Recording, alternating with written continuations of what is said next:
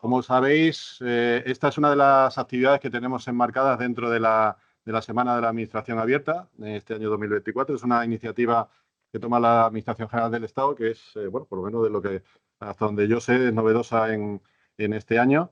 Bueno, pues dentro de estas actividades pues han enmarcado, bueno, las que figuran en el programa, algunas relacionadas con temas de educación ambiental, sobre todo, y también hay otra que es una tarea de divulgación de lo que hacemos nosotros en el SIRA Guadiana, lo que serían las redes de control, ¿no? Entonces, esta, esta primera, esta presentación también nos han pedido que la grabemos por un tema de darle difusión posterior.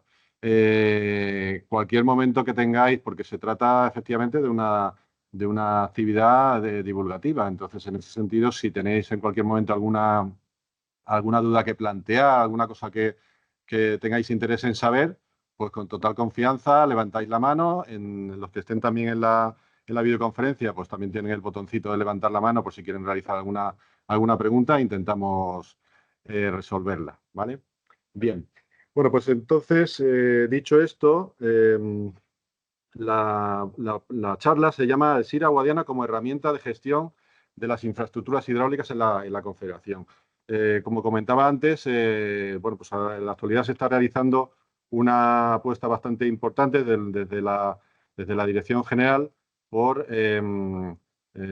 bueno, por dar un impulso a todo lo que son las redes de control, ¿no? Las redes de control partían de una situación previa en la que había varios agentes dentro de la Confederación, la comisaría, la dirección técnica, en varias partes se llevaba cada una de las diferentes redes de control. El SAI por un lado, SAICAR, REACAR, piezometría también. Entonces ya la dirección general pues llegó un momento en que hizo, bueno, lógicamente no tenía sentido que infraestructuras muy similares pues se explotaran de manera diferente, y entonces con la idea de optimizar los recursos, las comunicaciones, el personal, todas las cosas que puede haber común a nivel de proceso de datos y todo ese tipo de cuestiones, pues ya decidió sacar un único contrato que gestionara todas las redes de control. Bueno, primeramente, vamos a ver. Bueno, para situarnos un poquito, como estamos hablando de infraestructuras hidráulicas, sí quería comentar una cosa que, bueno, evidentemente todos lo sabréis, pero bueno, conviene recalcarlo, ¿no? En España, España no es un país que se caracterice precisamente por tener muchas aportaciones de agua. Incluso vemos mucha diferencia, por ejemplo, entre la zona norte y la zona sur. Incluso en la zona norte, que ya estamos acostumbrados a tener una relativa abundancia de recursos, pues ya incluso están teniendo problemas ya también, ¿no? Entonces, estamos ante una situación en la que el recurso del que estamos hablando, que es el agua, pues se presenta de forma muy irregular. Irregular en el tiempo e irregular en el espacio, ¿no? Tanto en diferentes partes del año como en diferentes partes del país.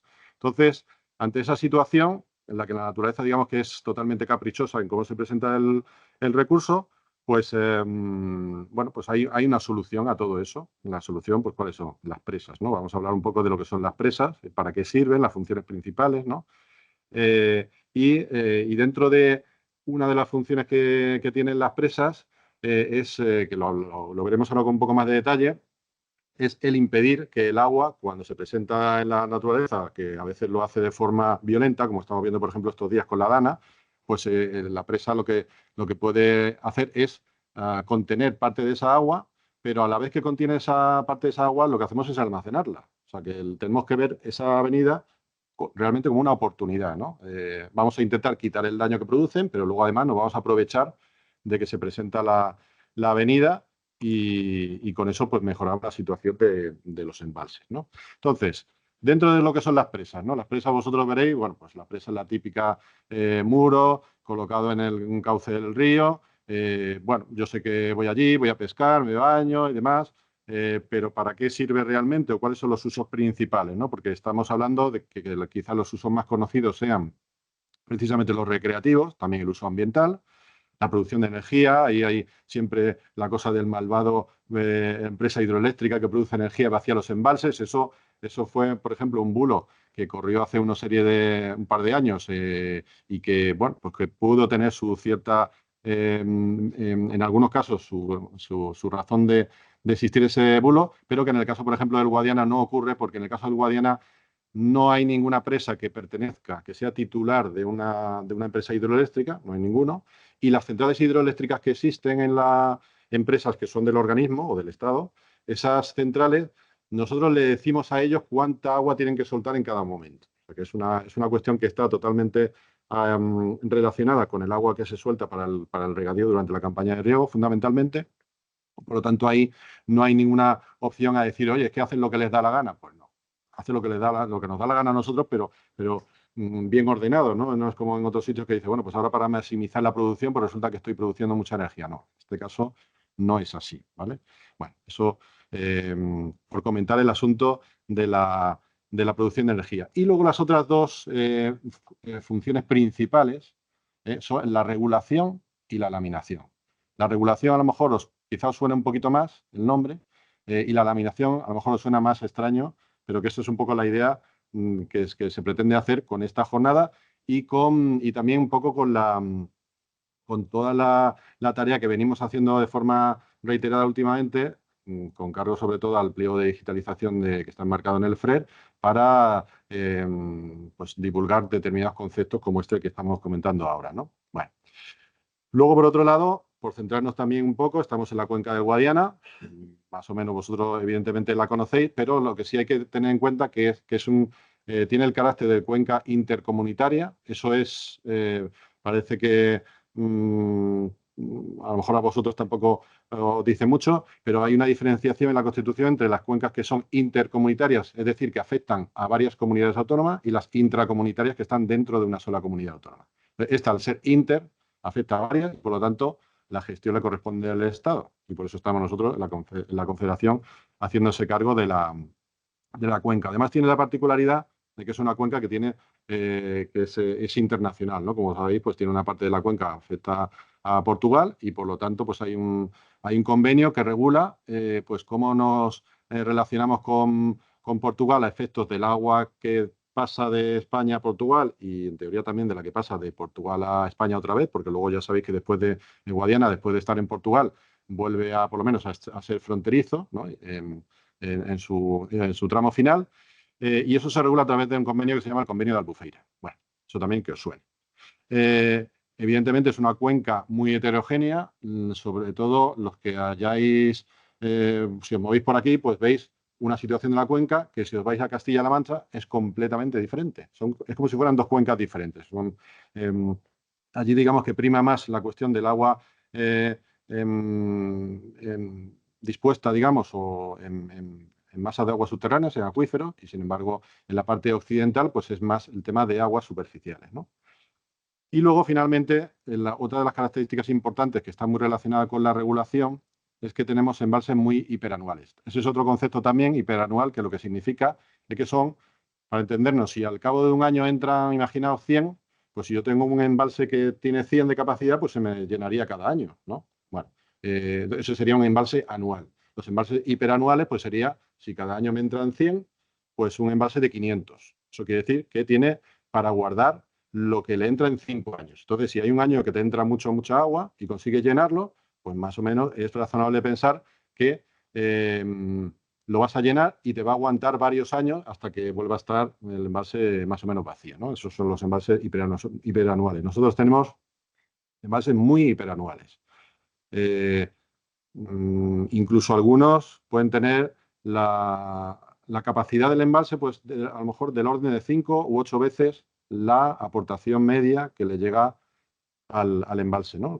El volumen que le llega cada año. Bueno, hecha esta introducción, como os comentaba, tenemos lo que se llaman los sistemas automáticos integrados de información hidrológica. Antes era sistema automático de información hidrológica. Se le añadió la palabra integrado por aquello de aglutinar todas las redes de control. Y luego, en el caso particular del Guadiana, pues quisimos ir un poquito más allá y rebautizamos el sistema como Sira Guadiana, por darle un nombre más, bueno, yo creo que más atractivo, más comercial, y bueno, se le ha dado una imagen que yo creo que está siendo referencia, ¿no? A nivel nacional con otras confederaciones, ¿no? Entonces, esto, como digo, surge por una apuesta de la Dirección General por integrar estas redes de control.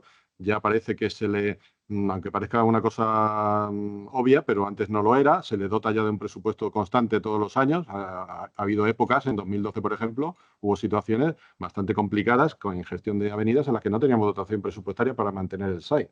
O sea que eso desgraciadamente ha ocurrido, pero esperemos que no vuelva a pasar.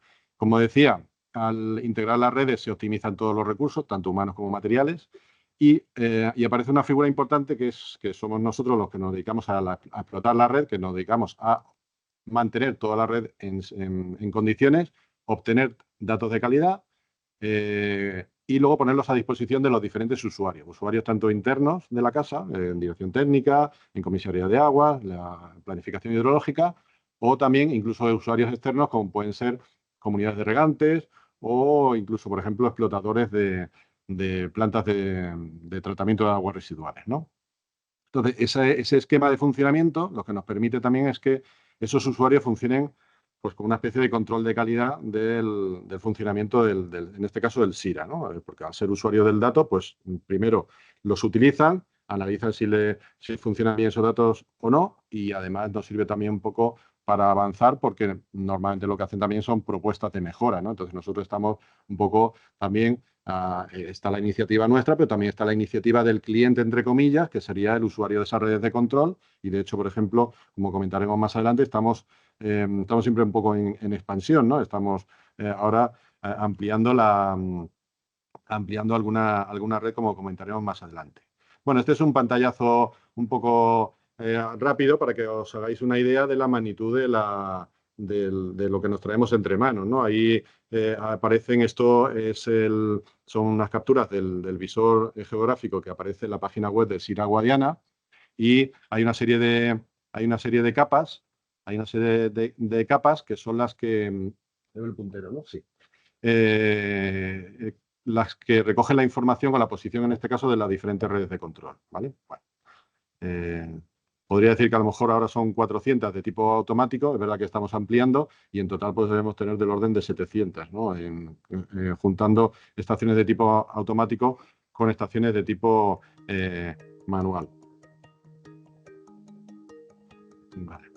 Bueno, esto que veis aquí en pantalla también es un vídeo de los que preparamos con el pliego de digitalización, en los que eso lo comentaremos más adelante también, pero que hacemos una especie de repaso de las diferentes funcionalidades de la página web, las cosas que la gente puede encontrar, o intentamos, al final es una tarea de divulgación, ¿no? En la que, en este caso, pues explicamos que presentamos información relacionada con los embalses, estaciones de aforo. Estaciones de aforo, para el que no lo sepa, son estaciones que están en los ríos para medir el caudal, para medir la cantidad de agua que va por los ríos. Redes de calidad de agua, pues analizan pues, efectivamente determinados parámetros que nos interesan relacionados con la calidad. La piezometría, que lo que mide es, dentro de lo que son los acuíferos, la masa de agua subterránea, qué cantidad de agua hay, porque lo que hacemos es ver a qué profundidad está el agua con los pozos, y con eso luego se puede obtener el volumen de agua que tiene el acuífero. Estaciones meteorológicas, niveles de río. Estos niveles de río es una red también relativamente nueva que tiene varios propósitos. Por ejemplo, uno de ellos es el control de avenidas, colocada en puntos singulares donde, por ejemplo, cerca de poblaciones, ¿no? Para ver la evolución de los niveles en el caso de una avenida, o también en el caso, por ejemplo, de caudales ecológicos. Y últimamente también los hemos estado utilizando en algunos puntos de río que interesaban a determinados usuarios, como por ejemplo la comunidad regante de tomas directas que por aquí andan hoy y que se benefician, por ejemplo, de estos datos, ¿no? Que les mostramos en tiempo real. Además, recientemente se están instalando una serie de medidores relacionados con la medida de caudales en manantiales, sobre todo en la zona oriental. También tenemos una red de repetidores interna, exclusiva de la Confederación, que sirve para las comunicaciones en situaciones de emergencia de las presas, ¿no? Las presas tienen una obligación legal de tener un doble sistema de comunicación. Entonces, esa comunicación redundante nosotros la facilitamos a través de unas comunicaciones propias, a través de esa red de repetidores, y luego otra red de telefonía comercial, que en este caso pues es bueno, en algunos casos, dependiendo de las ubicaciones, pues fibra óptica o telefonía móvil o incluso telefonía comunicación por satélite. Bueno, esto también fue una presentación del logotipo que se hizo con el que arrancamos toda esta bueno, pues nueva etapa, ¿no?, en el Sira Guadiana, que bueno, el artífice fue Alba, que está aquí con nosotros. Y bueno, la verdad que el momento que nos hizo la presentación tuvimos claro que era la elección era totalmente apropiada, ¿no? Ahí veis que integra las propias siglas del Sira Guadiana y luego quiere reflejar también el curso del río, y dentro del curso del río pues todo lo que se encuentra al río a su paso, desde el nacimiento de la desembocadura como los diferentes puntos de control que se encuentra por el camino, ¿no? Entonces,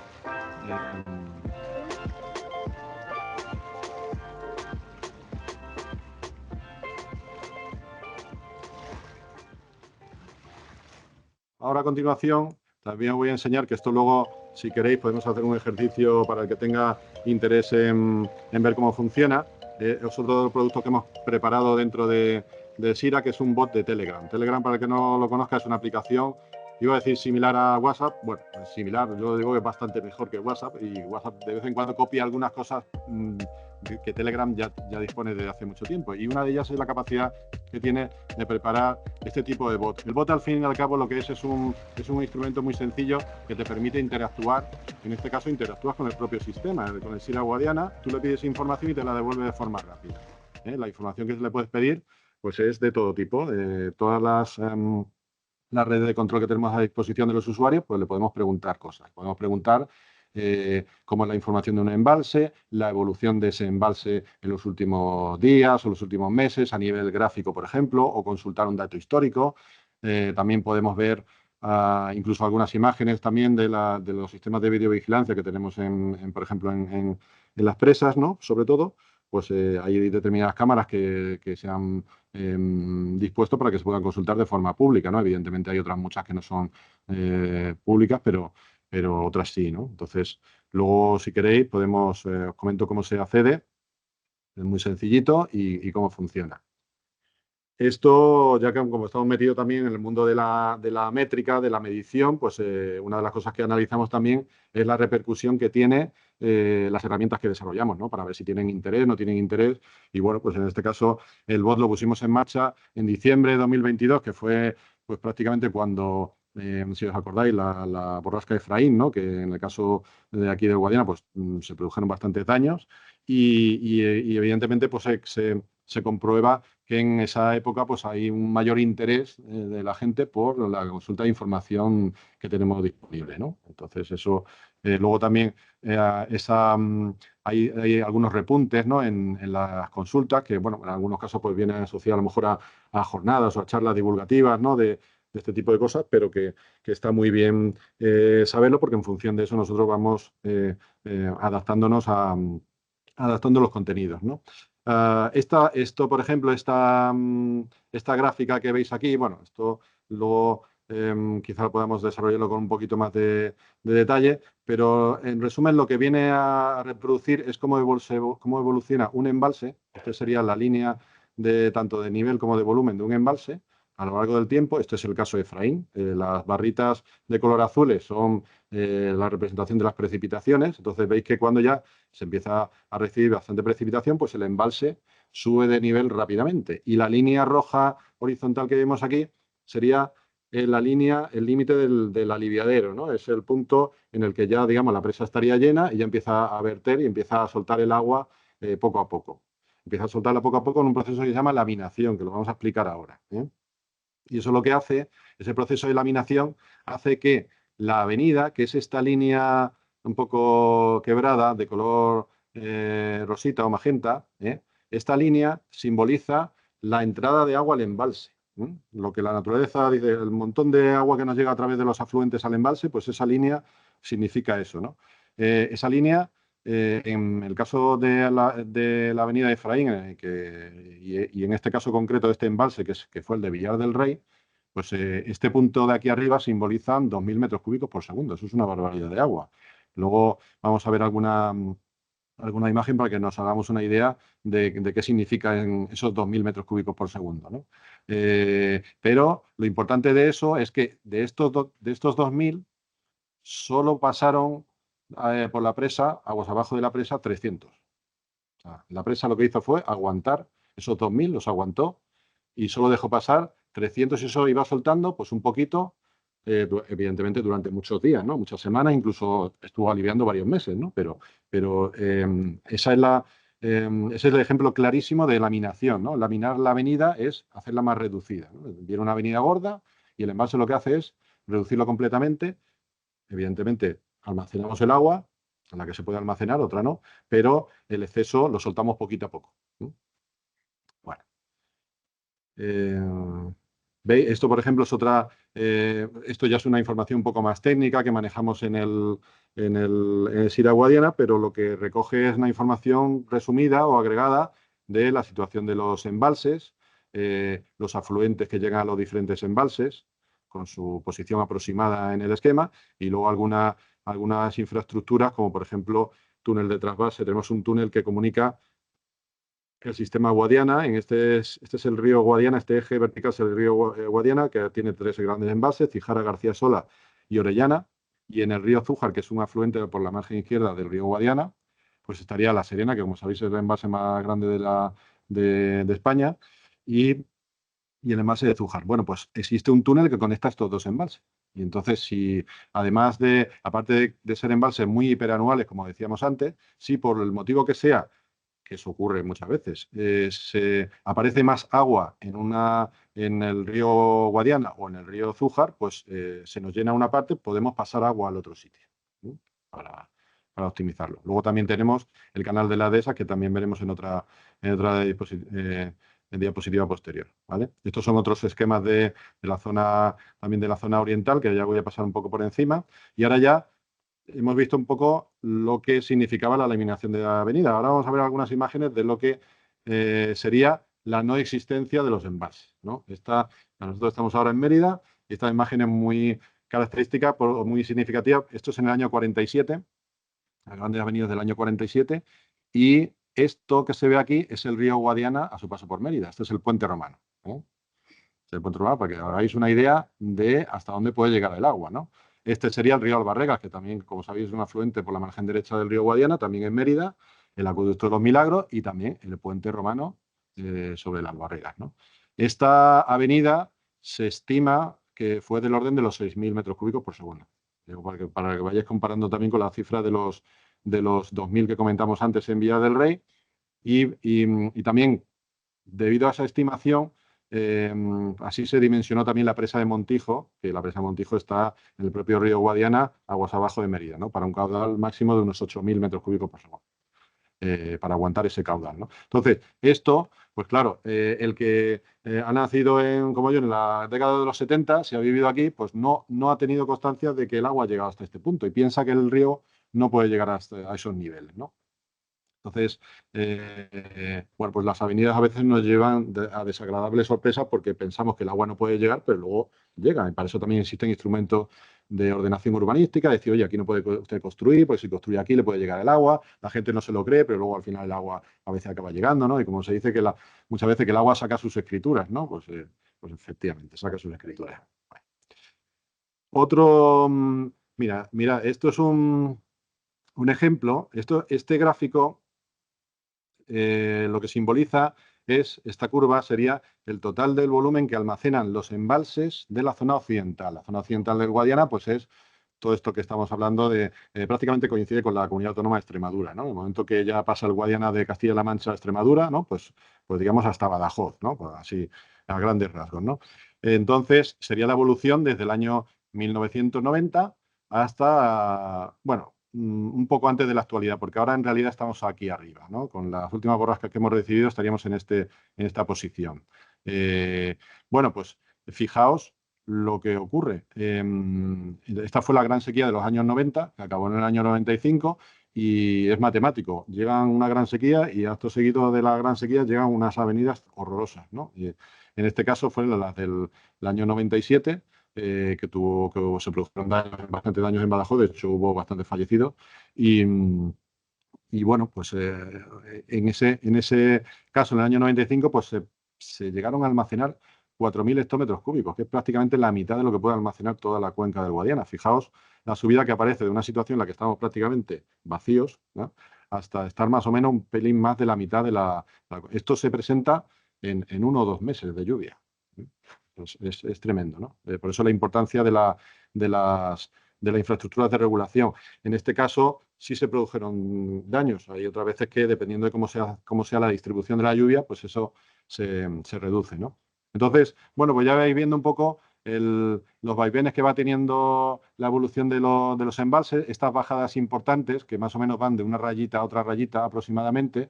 Cada rayita, estas son 1000 hectómetros cúbicos, que es lo que más o menos se gasta al año, 1.200 en una campaña de riego, ¿no? Entonces, claro, durante la campaña gastamos 1000 y si no reponemos esos 1000, pues nos pasa lo que ocurrió desde el año 2013, que es cuando tuvimos lo que llamamos el llenado técnico, que es el tope de agua que podemos almacenar en condiciones de seguridad. Ese es el llenado técnico.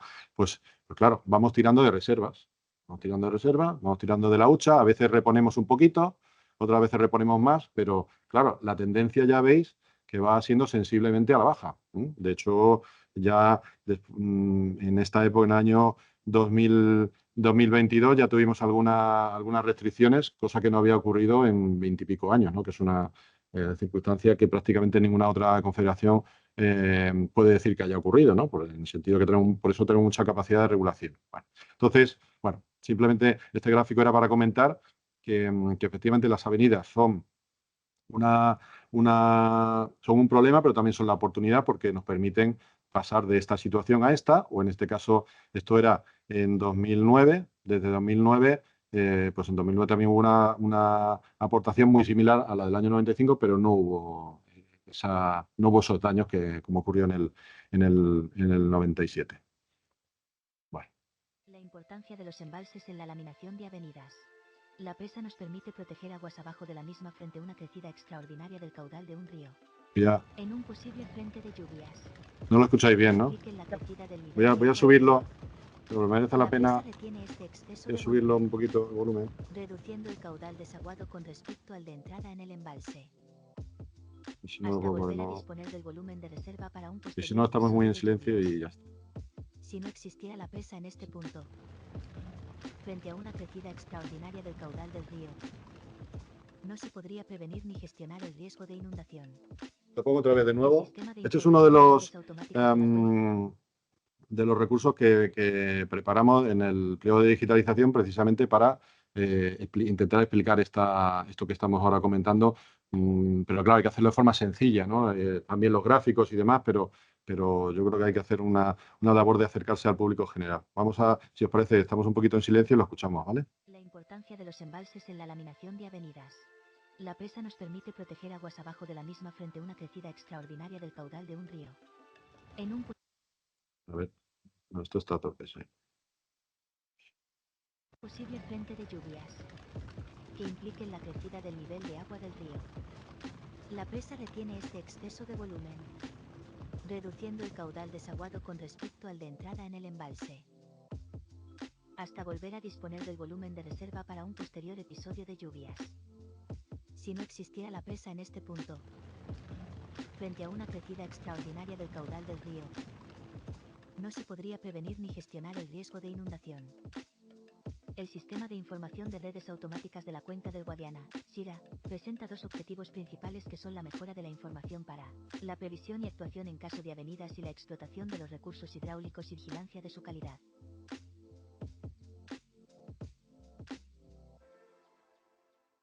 Bueno, pues como se intenta explicar en la infografía, esta labor de laminación, que es una labor que tienen las presas por la propia forma que tienen las presas y la disposición que tienen en el terreno, lo que pretende es proteger a la población, reducen, como hemos visto en el gráfico anterior, en el caso, por ejemplo, de Villar del Rey, reducen el caudal máximo que llega a la presa, lo reducen sensiblemente, el que llega a la población es mucho más reducido, y además lo que hacen es retrasar esa llegada repentina del agua, lo que hace es retrasarla en el tiempo, con lo cual también, aparte de reducir la magnitud, te permite tener más tiempo de maniobra, pues yo qué sé, si hubiera una situación muy grave, pues te permite realizar algún tipo de cuestión en el territorio, ¿no? De retirar cosas de un sitio, salvamento o preparar a la población para para que no le afecte, ¿no?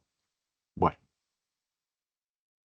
Ahora en esta parte de la presentación, como os comento, la jornada esta de puertas abiertas se ha realizado el martes se hizo en Badajoz, ayer se hizo en Ciudad Real y hoy se hace aquí en Mérida, ¿no? Entonces hay una parte que está dedicada más específica en la zona oriental. Lo que vamos a hacer ahora la vamos a pasar un poquito hacia adelante y nos vamos a centrar en la zona occidental, que es en la que estamos nosotros, ¿no? Porque en cierto modo era una presentación única que valiera para para las dos zonas, ¿no? Entonces pasaríamos a la parte occidental. Ya estamos, ¿no? Sí. Bien. Y entonces aquí vamos a ver más ejemplos de... Estos son una sucesión de ejemplos en diferentes embalses, pero para que os hagáis una idea o recalcar el concepto este de laminación. Como sabéis, en este año hidrológico, bueno, pues la última de las grandes borrascas fue Nelson, pero antes que ella ha habido otras que nos han dejado bastante agua y las primeras que fueron, en este caso fueron en el mes de enero, la borrasca Irene. Tuvo poca repercusión, porque luego llegó Juan y se llevó todos los méritos, pero en realidad el trabajo lo realizó Irene con una serie de lluvias previas y luego finalmente Juan, pues como digo, fue la que resultó un poco más conocida, pero la tarea conjunta de ambas borrascas pues nos produjo una serie de aportaciones bastante interesantes en las presas, ¿no? Entonces, como veis, voy a poner el puntero otra vez. Estas lluvias fueron las primeras y entonces esas ya lo que producen es este gráfico que sería la entrada al embalse y una subida en el nivel del embalse. Pero todavía no hemos llegado al tope del embalse, que sería esta línea roja. Por lo tanto, todo este volumen de agua que está entrando al embalse, digamos que el embalse lo está almacenando y no está teniendo ninguna repercusión después de la presa, ¿vale? No estamos soltando nada. Luego viene otro tren de lluvias y sigue aumentando el nivel del embalse y ya sí supera el umbral del aliviadero, que se llama, y entonces empieza a aliviar el agua, empieza a laminar. Entonces, toda esta punta relativamente importante de agua, pues lo que produce el embalse que la va soltando poquito a poco. Entonces, esta línea roja sería la salida y esta línea brusca, veis que precisamente las avenidas, uno de los problemas que tienen que son muy bruscas, ¿no? Es una variación pues si fuese una subida gradual de agua, pues eso no produce tanto daño como una cosa repentina, que es lo que produce el arrastre y la destrucción, ¿no? Entonces, la presa lo que hace es reducirlo y laminarlo, insisto. En este caso, pues lo que medimos en la presa es que entraron del orden de 700, casi 800 metros cúbicos por segundo y no salió absolutamente nada, ¿vale? Esta sería una imagen ya de la presa aliviando, ¿no? Cuando ya está aliviando en este caso 17 centímetros, un caudal relativamente pequeño, pero lo que tiene detrás es un volumen de agua que ha ido almacenando y lo va soltando poco a poco. Eso en vuestras casas lo podéis podéis hacer el experimento con el lavabo, ¿no? O la bañera. Ponéis el desagüe, quitáis el tapón, ¿no? Y abrís el grifo a tope. Entonces veis que si le está entrando mucha agua, más de la capacidad que tiene el desagüe, ¿no? Pues empieza a subir un poco el agua en el lavabo, ¿no? Cerráis el grifo y se va vaciando poco a poco. Pero el agua que sale del lavabo es relativamente pequeña. El agua que le ha entrado ha sido mucha. Pues es una cosa parecida, ¿no? Bueno, aquí tenemos otro ejemplo. Este sería en el caso de la presa de Canchales, pues lo mismo. Tenemos la misma en el caso de Irene y Juan, una disposición de lluvias. El embalse, pues evidentemente recoge el agua de toda la cuenca, la recoge en la presa. Esta avenida horrorosa que se recibe aquí, pues el embalse la trata muy bien y la reduce, la mansifica y la suelta al cauce poquito a poco, de hecho, durante muchas semanas. Se tiró a lo mejor, pues incluso yo creo que estuvo aliviando más de un mes tratando esa avenida, ¿no? O sea, la trata con cariño, por así decirlo, ¿no? La guarda rápidamente y luego la va soltando poco a poco. En este caso, pues de unos 300 que entraron de punta, pues salieron 60, ¿no? Como mucho. Esto es otra imagen de la presa de Canchales aliviando. Esto sería la presa de Boquerón, que es otra presa chiquitita. que, bueno, pues pasó lo mismo, ¿no? Son presas relativamente pequeñas que se llenan con facilidad, pero siguen teniendo a pesar de ser pequeñas, siguen teniendo esa función de reducir el caudal de entrada y sacar un caudal de salida relativamente pequeño. Esto sería otra imagen de la presa de Boquerón. Bien, bueno, pues eso, con esto lo que llegamos es un poco ya, yo creo que os ha quedado un poco claro lo que sería la laminación de envases. Y ahora hacemos alguna pregunta por ahí al azar, que no la vamos a hacer, no tengáis miedo, pero yo creo que os quedaría claro de la función, ¿no? Cuando ya el objetivo, por lo menos, es que cuando alguien hable de laminación, ya sepamos más o menos de qué se trata, ¿no? Porque es verdad que es un término un poco raro. Ahora hablaríamos de la regulación de los envases. La regulación, esto ya hemos hablado un poquito antes, la regulación es como la hucha. Guardamos el agua cuando tenemos mucho dinero, lo guardamos en la hucha y cuando no tenemos dinero, lo cogemos de la hucha. Pues esto es lo mismo. Cuando nos viene mucha agua, la guardamos en los embalses y cuando no tenemos agua, pues vamos tirando de reservas. Y en este caso, antes os he comentado, esto es en la zona oriental. Bueno, pues en la zona oriental también en el año 2013 prácticamente tuvieron el llenado técnico, se ha ido tirando de reservas, algún año se ha recuperado razonablemente y ahora, por ejemplo, este año pues está en una situación relativamente buena, aun estando más o menos en el orden de la mitad, ¿no? Del volumen de almacenamiento. En el caso de la zona occidental, pues lo mismo, este es el gráfico, ya lo hemos visto antes, y aquí se ve que hemos tenido una cierta recuperación.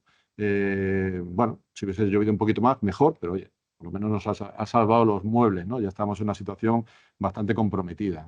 Daos cuenta que al final estos son prácticamente 10 años, ¿no? de estar tirando de reservas. Bueno, todo eso se lo debemos a estos embalses hiperanuales que estamos comentando, esta red de embalses que tienen mucha capacidad. La capacidad, si toda la cuenca del Guadiana tiene un volumen de unos 9.500, 9.400, pues aquí solamente en estos 5 embalses hay 6.600. Es el servicio de explotación que tiene mayor volumen de almacenamiento de toda España, ¿vale? Entonces, gracias a esta herramienta de regulación, que son estos 5 embalses, más todo lo que se llama la regulación lateral de la margen derecha, que son estos 5 embalses que hemos dicho, son estos 3 de aquí, estos 2 de aquí, y este sería el túnel que los conecta, ¿no? Bueno, pues de aquí sale una serie de canales, canal de Zújar para riego, canal de Orellana, que también os sonará para riego, y el canal de las dehesas, que este canal de las dehesas, aparte de servir para regar la propia zona regable de Centro de Extremadura, pues sirve para aprovechar el exceso de agua que se nos puede presentar en estos otros embalses que son más pequeñitos, pero que están en una zona donde llueve mucho, la zona sobre todo de las Villuercas. Aquí en Extremadura tiene una pluviometría bastante, la zona donde más llueve de Extremadura.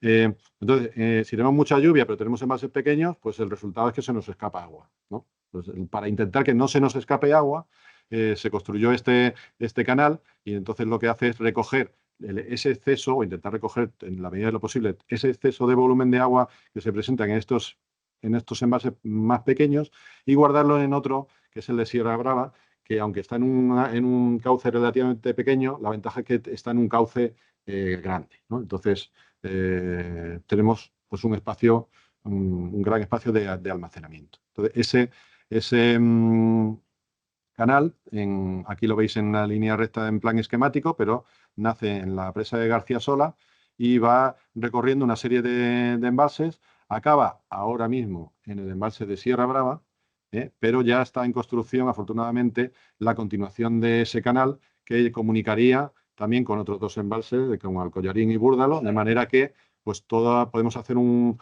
manejo del agua para llevarlo de unos sitios a otros con relativa eficacia, ¿no? Muy bien. Bueno. Bueno, ahora también os quería hablar de la campaña de riego, ¿no? Aquí tenéis que ser conscientes de que a lo mejor pensáis que la mayoría del agua que se utiliza es para abastecimiento. Bueno, pues en realidad, en el caso del Guadiana y en muchas otras confederaciones no es así. El principal consumidor de agua es el regadío. Luego estaría el abastecimiento y el uso industrial, pero el regadío se lleva del orden del 80%, ¿vale? Es un volumen muy importante el que hay que gestionar y hay que tenerlo preparado, lógicamente, para, para lo que llamamos la campaña de riego, ¿no? Entonces, tenemos que ser conscientes también de que gran parte del desarrollo socioeconómico de Extremadura, la zona en la que estamos, de Vega Baja, pues ha debido fundamentalmente al regadío. Si no, esto sería un secarral. Si no hubiera habido las presas que tenemos ahora mismo, pues no habría prácticamente actividad económica en la zona, ¿no? Entonces, como digo, pues hay que tener hay que tener preparada ese volumen de agua que el año pasado tuvimos algunas restricciones, tuvimos una disponibilidad del 77%, no fue del 100%, fue del 77%, y este año al principio de la campaña pues no lo teníamos claro, se hablaban de cifras del orden del 20%. Entonces, ¿qué ocurrió? Pues que se fueron presentando afortunadamente una serie de borrascas, ¿no? Primero Irene Juan, luego Carlota, luego Mónica, Nelson. Esto está muy bien lo de ponerle nombres porque ya podemos identificar Además, que sepáis que van alternativamente nombres masculinos, nombres femeninos. Es que esto está totalmente regulado. Nombres masculinos y femeninos, para que no haya discusión. Y luego, nosotros en España hay varias zonas en las que se reparten el nombramiento de las borrascas en Europa. Nosotros estamos en el grupo de España, Portugal, Francia y no sé si Italia me parece también. Y luego hay otro grupo de países que están más al norte, por Reino Unido, Irlanda, los países nórdicos, que también le ponen sus nombres, coinciden, ¿no? Porque van con el abecedario, pero y se van turnando los países para ponerle nombre a esas sugerencias, ¿no? Eso, bueno, curioso. Y luego, bueno, cuando hay, otro dato interesante es que cuando hay alguna tormenta o alguna borrasca que ha producido mucho daño, ya ese nombre se retira, no se puede repetir, ¿no? Por ejemplo, probablemente Efraín, que produjo bastante daño, pues ya se le pone en la lista negra de los nombres de las borrascas y ese ya no se puede volver a nombrar. Bueno. Entonces, como digo, se presenta una serie de borrascas y en el caso, por ejemplo, de Cijara, que es uno de los grandes almacenamientos que tenemos en la cuenca, pues, bueno, pues recibimos 700 hectómetros cúbicos. Cijara tiene 1.500, prácticamente la mitad de la presa, que es daos cuenta que gastamos en la campaña, hemos dicho, del orden de 1.200, y ahora aquí nos entraron 700. Es una cosa fantástica, ¿no? Y además en poco tiempo. Recibimos toda esa agua y no se soltó nada, evidentemente. Bueno, esto es un esquema de la zona, pero bueno, yo creo que es lo más interesante. En este caso, en García Sola, pues también lo mismo. Fijaos que aquí la subida más importante de volumen se produjo con las primeras borrascas, las de Irene y Juan. Luego las otras ya no tanto. Y en Nelson, que es esta última subida, lo que ocurrió es que este embalse de García Sola ya estaba bastante lleno y ya se estuvo soltando, se soltó agua hacia el embalse que está justo aguas abajo, que es el de Orellana, ¿no? Por eso, digamos, dejó de subir, porque ya estuvimos soltando agua al siguiente embalse para preservar el volumen de este último, ¿no? Y este sería el caso, por ejemplo, de La Serena, que es el otro gran almacenamiento que tenemos también en la cuenca, de 3.300, pues que cogió, pues sacó 670, que está muy bien. Entonces, de hecho, con unos caudales puntas de entrada bastante importantes, pero no tuvo ninguna repercusión aguas abajo, porque todo, digamos, se guardó en el embalse, ¿no? Esta es la de Sierra Brava, que es la que estaba al final de este sistema que os decía yo del canal de las dehesas, que iba enhebrando los diferentes embalses, ¿no? Pues es el almacenamiento final. Ahora vamos a ver, esta es la presa de Sierra Brava, este es el canal, el canal de las dehesas cuando ya llega a la presa. Luego este sistema es curioso porque tiene la posibilidad de, cuando llega a la presa tiene la posibilidad, o bien me voy al embalse, por el canal este que estáis viendo, o bien continúo por la coronación de la presa. Por aquí arriba puede discurrir una especie de túnel, ¿no? El canal, y continuaría a las dos siguientes presas que hemos visto en el esquema, que serían la de Alcollarín y Burdano. Entonces, bueno, pues en este caso, como el canal ahora mismo acaba aquí, porque eso, la fase siguiente, insisto, se va a empezar ahora la construcción, pues ahora el agua la guardamos aquí. Y aquí lo que preparamos también fue un grafiquito, aprovechando la información que tenemos de las cámaras, pues para ver cómo iba evolucionando el nivel de el llenado de la presa. Es información que tenemos relativamente gratis, ¿no? Porque tenemos una serie de dispositivos, en este caso las cámaras, que nos permiten hacer este tipo de animaciones, ¿no?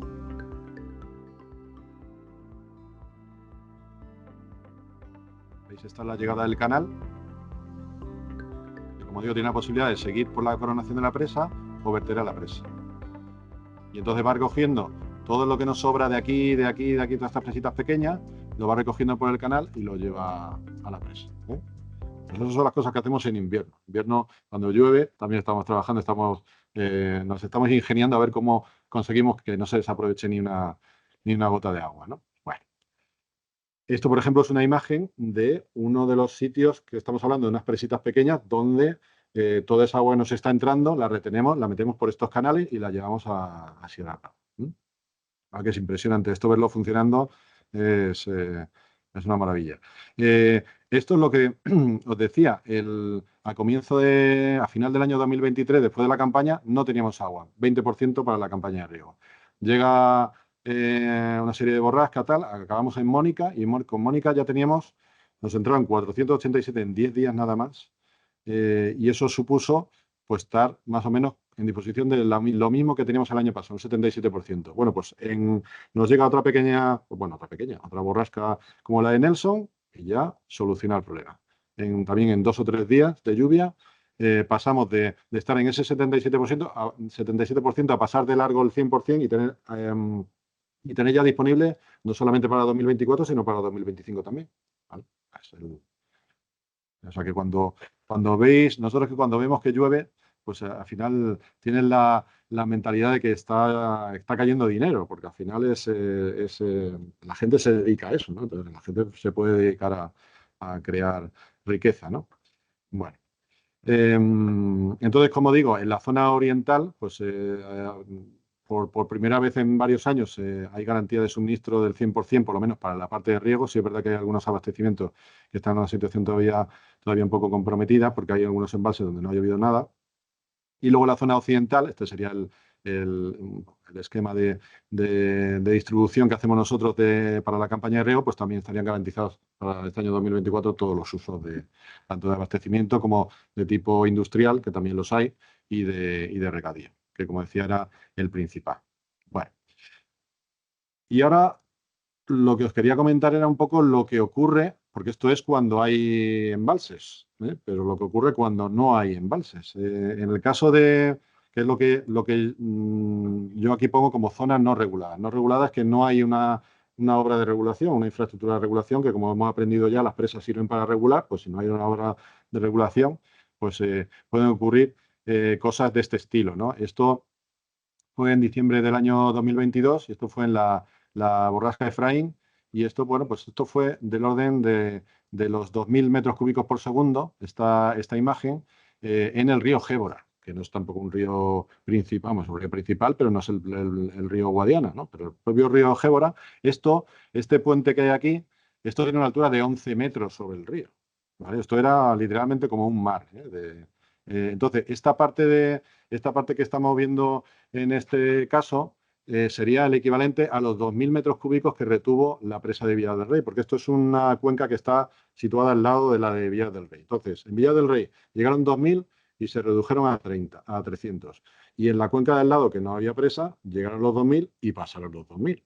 Y pasó esto que vemos en la imagen. Si no hubiera existido la presa, pues hubiésemos tenido los 2.000 de un lado más los 2.000 del otro lado. O sea, ponerle a este encima otros 2.000 más. Habría sido bastante desastroso, ¿no? Este fue el esquema de la distribución de precipitación, ¿no? En este caso, veis que la zona más roja, que es donde hay más precipitación, pues se concentró en la parte norte en este caso de la cuenca y de la provincia de Badajoz, y en esta zona, pues los embalses son más pequeños, ¿no? Esta zona que os comentaba precisamente es esta de aquí. A este puntito de aquí es la presa Villar del Rey. Pues todo esto de aquí, esta parte se pudo laminar, pero esta otra parte de aquí que no tiene presa de regulación, pues corresponde a la imagen que hemos visto antes, ¿vale?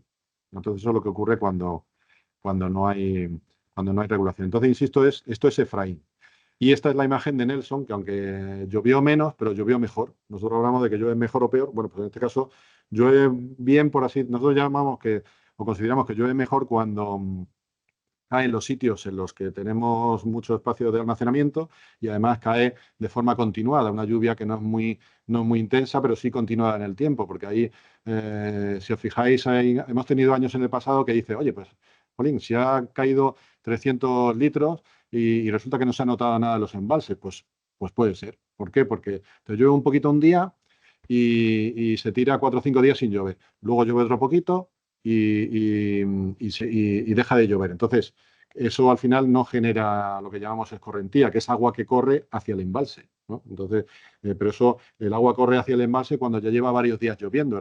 El terreno se empapa de agua y entonces ya a partir de ese momento el agua ya corre hacia el embalse. Por eso digo que lo interesante es que te llueva, aunque sea poquito, pero un poquito todos los días, ¿no? Esa es la lluvia, entre comillas, buena, ¿no? Y eso ocurrió, por ejemplo, en Nelson. En Nelson se dieron las dos circunstancias. Llovió de forma bastante continuada y encima nos llovió en una ubicación donde tenemos mucho espacio de almacenamiento. Por lo cual, perfecto. Prácticamente de todo lo que llovió, se consiguió guardar el 90%. El 90% se guardó en los embalses. En Efraín, por ejemplo, fue del orden de la mitad. 50% guardado y 50% que no se pudo almacenar porque llovió ya en sitios donde hay embalses más pequeños y ya estaban llenos o sitios donde directamente no hay embalse. Entonces, bueno, como es que ayer tuvimos una jornada en Madrid sobre este tema y, y bueno, pues más o menos coincidíamos con que fue prácticamente la tormenta perfecta, ¿no? La de Nelson, porque llovió despacito y en los sitios buenos, ¿no? Entonces, cuando eso no ocurre, como Efraín, pues pasan estas cosas, ¿no? Estos son daños en infraestructura de riego de zonas regables que se producen en un mes de diciembre y en mes de marzo tienes que estar regando. Y estos son acequias de riego y son vías de comunicación de zonas regables y demás. Entonces, pues claro, tienes que ahora una labor de deprisa y corriendo, generar unos expedientes de obras de emergencia para poner en marcha todo esto, porque, claro, lo que decía, que la actividad económica tiene que funcionar, ¿no? Este, este gráfico ya lo hemos visto antes. Este era el de Villar del Rey de Efraín. ¿Veis? Pues aquí esta punta de caudal, pues bueno, pues se redujo de los 2.000 a los 300, ¿no? Y el resultado neto de Efraín pues fue esta subida prácticamente durante el mes de diciembre, pero solo hubo esa lluvia en ese año hidrológico, ¿no? Fue ese mes de diciembre y luego no se volvió a presentar ninguna otra lluvia. Por lo tanto, bueno, pues estuvo bien, pero podía haber sido mejor, ¿no? Este fue el resultado neto de la subida de Efraín, y si os fijáis, la que hemos visto antes de Nelson, pues Nelson se posicionó pues, prácticamente en esta zona. Fue una entrada más del doble, o sea, Nelson, junto con las otras tormentas anteriores, bastante más del doble de lo que se presentó con Efraín y encima con menos daño, ¿no? Vale. Luego ya, ahora vamos a cambiar un poco de tercio. Voy a comentar así un poco por encima. En esta parte, en lo que respecta a Sierra Guadiana, lo que queremos es, vamos, prácticamente todo está, lógicamente, orientado a los diferentes usos del agua, ¿no? Pero no solamente desde el punto de vista nuestro, de la gestión nuestra, sino también del usuario externo, ¿no? La idea es que toda la información que tenemos pues probablemente no solamente sea útil para nosotros, sino también para más usuarios, ¿no? Y la idea es, por un lado, aparte de tener controlado nosotros esa utilización del agua, pues también proporcionar a usuarios externos, como las comunidades de regantes o responsables de abastecimiento, también de depuración, o incluso usuarios hidroeléctricos, y facilitarle también información que disponemos nosotros, ¿no? Ahí también, digamos, hay una especie de intercambio de información y todo eso enriquece la información que podemos mostrar de forma agregada, pues de diferentes usos y demás, ¿no? Entonces, y en ese sentido, ahora se está poniendo en marcha pues una red también de control de concesiones para los usuarios de tomas directas de río, que son los que tienen no están, digamos, en una zona oficial de riego, que dependen de un canal, sino que ellos tienen una concesión, que es el título que les habilita para tomar agua del cauce, y tienen su explotación, pues la tienen cerca de ese cauce. Entonces, bueno, pues nosotros estamos preparando un sistema para recoger toda esa información, que podamos controlarla y luego también que ellos, a su vez, beneficiarse de esa información que recogemos que procede de su explotación, ¿no? Entonces, mm, información se está preparando tanto a nivel de concesiones, también a nivel de los retornos de riego. Los retornos, como sabéis, el agua cuando pasa por una zona regable, pues a esa agua se le aplica una serie de productos que, bueno, pues una serie de nutrientes que en un momento dado pueden generar algún tipo de problema en la calidad del agua, ¿no? Entonces eso hay que tenerlo medido y controlado. Eso es una información que es importante, en este caso, para una parte de la Confederación, que es el área de calidad de las aguas, bueno, en este caso nosotros, como responsables de las redes de control, pues también queremos colaborar en esa parte de poner en marcha esa red.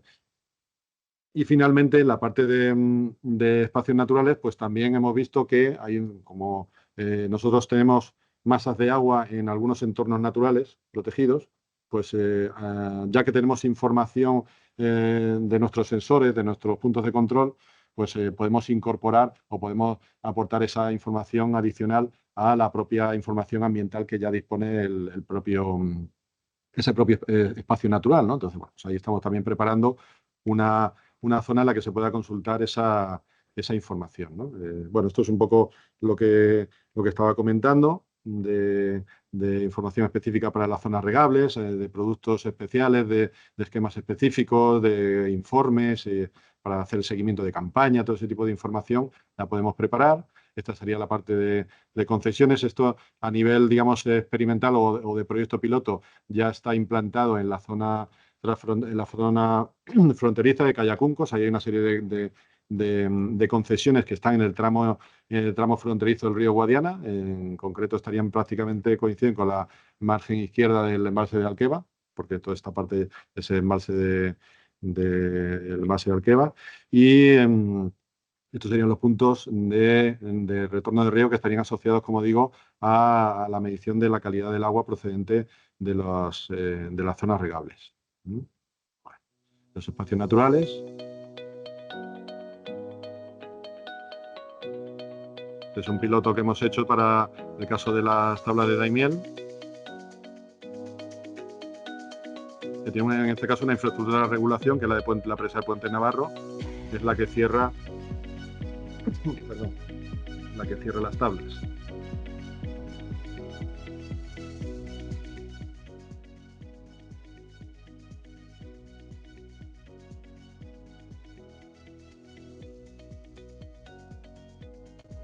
Aquí con una serie de herramientas complementarias, aparte de la propia sensórica que tenemos en los diferentes puntos de control, pues también con herramientas, por ejemplo, de teledetección, pues estamos analizando también, haciendo un seguimiento de la superficie inundada de las tablas, que es un parámetro importante desde el punto de vista ambiental, ¿no? Para esta zona, ¿no? Bueno, aquí, bueno, esta parte voy a comentar un poco por encima. REACAR es una red que sirve para el control de aguas residuales. Es una red pionera en la Confederación, perdón, a nivel nacional. Nosotros en el Guadiana somos la única confederación que tiene esta red de control y, de hecho, bueno, pues en la Dirección General se ha tomado bastante interés en replicar esta red a nivel del resto de confederaciones, ¿no? Básicamente, lo que consiste es que hay una serie de puntos de control ubicados en determinadas depuradoras, estaciones de aguas residuales, que están fundamentalmente relacionadas con entornos de población importantes, pero también con entornos de vertidos industriales importantes, no solamente de aguas residuales urbanas, sino también de vertidos industriales. Y entonces, bueno, pues ahí se monitorizan una serie de parámetros en continuo que, digamos, lo que pretende es presentar ofrecer un efecto disuasorio, ¿no? al explotador, para decir, oye, que te tenemos controlado, ¿no? Porque el explotador de la EDAR a veces pues puede tener la tentación de realizar vertidos al cauce sin depurar convenientemente, ¿no? Su labor es depurarlo, pero claro, a veces es más barato no depurar y para eso estamos nosotros, para controlarlo, ¿no? Lo que pasa es que ahora nosotros se lo ofrecemos desde otro punto de vista. Digo, oye, nosotros te ofrecemos la información para que tú también estés informado, ¿no? Valga la redundancia, de cómo está funcionando tu EDAR para que optimices en cierto modo tu funcionamiento, ¿no? Por lo menos esa es la idea. Bueno, esto era un poco información Ahora tenemos en marcha un proceso de ampliación de la red. Ahora mismo hay 15 estaciones de control y bueno, se van a ampliar otras 6 estaciones también, precisamente con los pliegos, con un contrato que está enmarcado en los pliegos de digitalización del FRER. Y esta sería la ubicación de las ubicaciones actuales.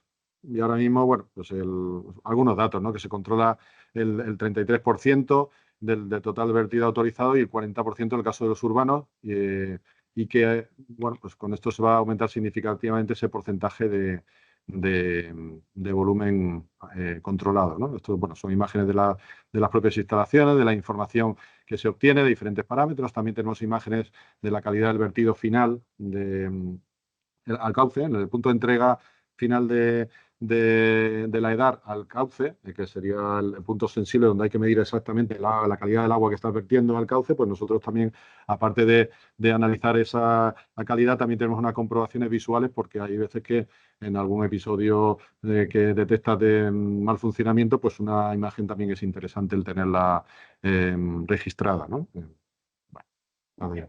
Sí.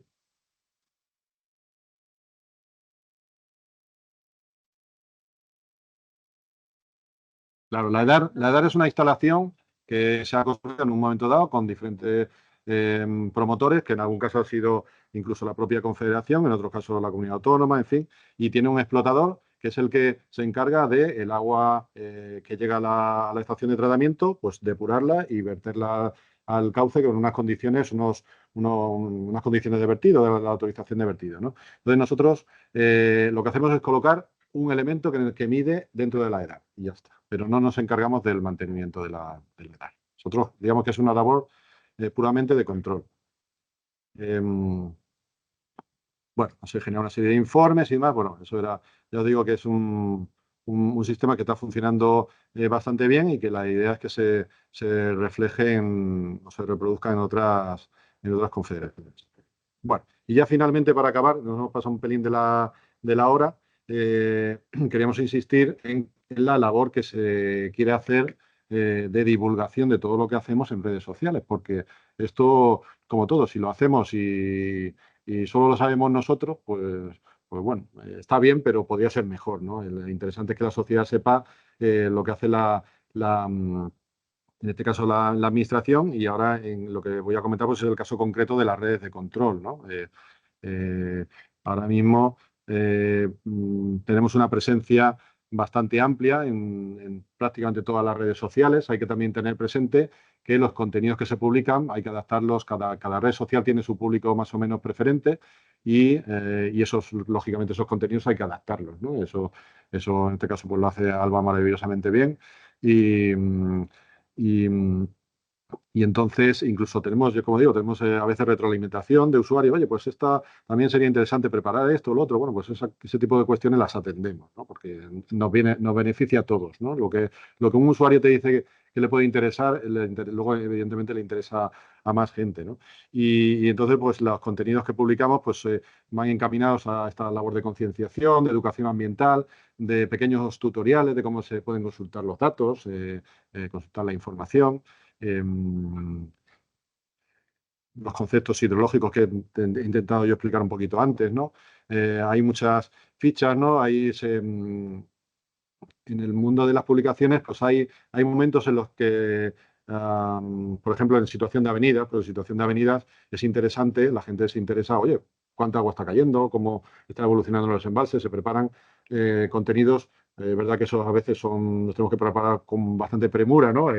Y vas allí con el dron y te graba no sé qué, o tú te manda el encargado las fotos y como buenamente las publicas rápidamente, pero luego hay otros momentos en los que no hay noticias reseñables y entonces lo que se crea es una especie de programación de contenidos, ¿no?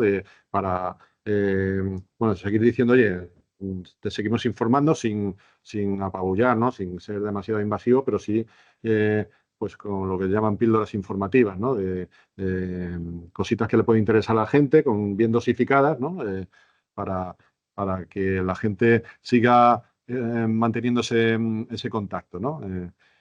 ¿Veis? Establecemos, pues eso, como decía antes, varios canales informativos, ¿no? de diferente tipo, tanto de información de lo que hacemos nosotros como de tipo divulgativo. Y luego todo esto, pues también lo analizamos, ¿no?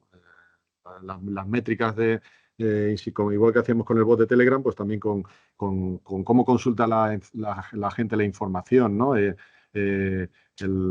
También veis el vínculo, el engagement, ¿no? El vínculo emocional que hay entre determinado tipo de usuarios y las marcas, ¿no? La marca a lo mejor es iraguayana, ¿no? Que ya más o menos se va instaurando, pues eso es una cuestión bastante interesante porque, bueno, pues vamos insistiendo más en unos sitios o en otros sitios donde que no funciona bien, pues lo puedes dar una vuelta y intentar mejorarlo, ¿no? ¿Eh?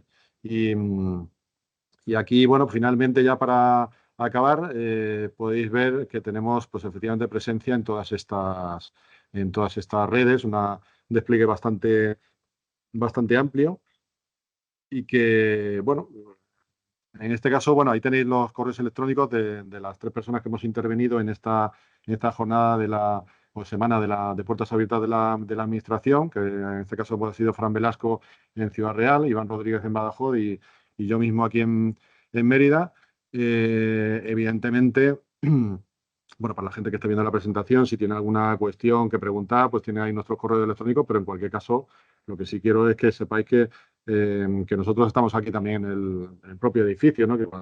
Que hay veces que estamos muy liados y tenemos mucho jaleo, pero oye, pues, pero que siempre intentamos atender cuestiones del tipo, pues me gustaría que organizáramos una visita o alguna cuestión interesante, o esto que me han contado en la calle no me cuadra, o cosas que a lo mejor os interese aclarar, pues que estamos disponibles, ¿no? Siempre. Sí, vamos. ¿Te ha gustado, no? Claro. Así que nada, muchas gracias por venir y por atender. Y bueno, y ahora si queréis, el que tenga a lo mejor un poco de interés oye, ¿y esto del Telegram cómo funciona y tal? Pues yo le explico un poquito cómo funciona, ¿vale? Venga, muchas gracias.